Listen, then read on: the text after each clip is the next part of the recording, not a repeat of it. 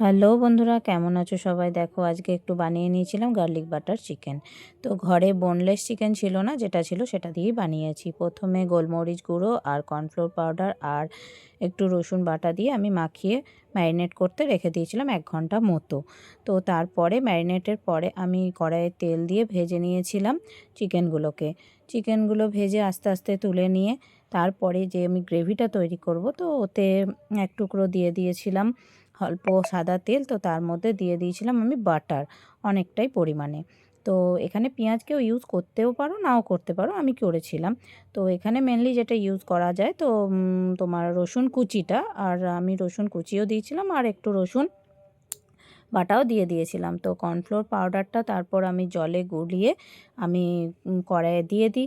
তো তারপরে দিয়ে দিই একটু লেবুর রস, বেশ কিছুটাই দিয়েছিলাম। এটা একটু জুসি এবং টকটক ভাবটা আসা দরকার, তবেই ভালো লাগবে খেতে।